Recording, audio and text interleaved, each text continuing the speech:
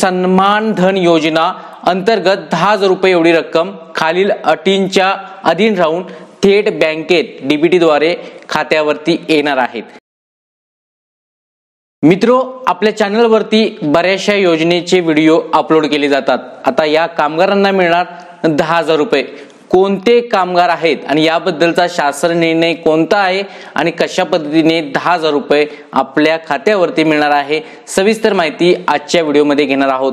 तत्पूर्वी आपण या चॅनलवरती नवीन आला असाल, अजून सबस्क्राइब केलं नसेल तर खालचं सबस्क्राइब बटन प्रेस करून ठेवा। तर चला आजच्या व्हिडिओला सुरू करूया। व्हिडिओच्या डिस्क्रिप्शन मध्ये तुम्हाला याचा GR भेटून जाईल। पाहू शकता, महाराष्ट्र घरेलू कामगार कल्याण मंडळातर्फे प्रतिवर्षी 31 डिसेंबर 2024 रोजी वय वर्ष 55 वर्षे पूर्ण केलेल्या जीवित नोंदणी असलेल्या पात्र घरेलू कामगारांना, आता घरेलू कामगार म्हणजे घरातील काम करणारे जे कामगार आहेत, घरेलू कामगार, त्यांना घरेलू कामगार मंडळाच्या निधीतून सन्मान धन योजना अंतर्गत 10,000 रुपये एवढी रक्कम खालील अटींच्या अधीन राहून थेट बँकेत डीबीटी द्वारे खात्यावरती येणार आहेत।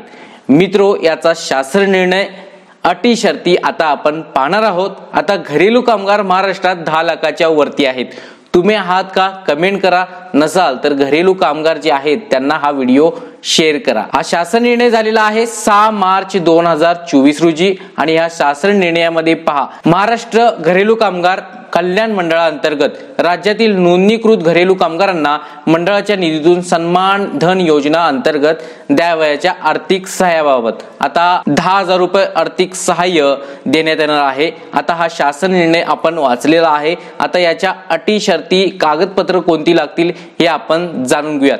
पहा, अटी शर्ती कोणत्या आहेत। 1, यापूर्वी ज्या लाभार्थ्यांनी सदर योजनेचा लाभ घेतलेला आहे ते सदर योजनेसाठी पात्र नसतील, म्हणजे यापूर्वी 10,000 रुपये घेतले असतील या योजनेतून तर ते अपात्र आहेत, त्यांना पुन्हा लाभ मिळणार नाही।